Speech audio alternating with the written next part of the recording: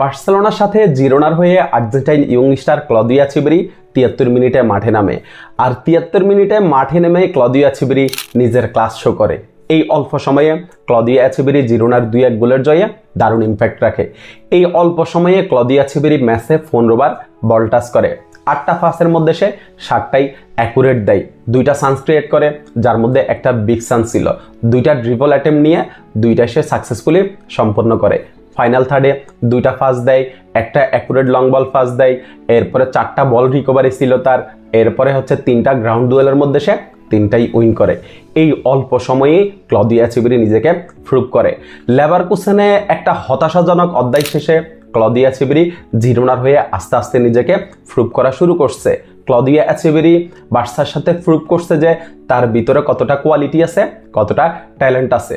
আজকের ম্যাচে Claudio Echeverri যে পারফর্ম করছে, আশা করি যে জিরোনার হয়ে নেক্সট ম্যাচগুলোতে ক্লদিও এচেভেরি শুরুর একাদশে থাকবে।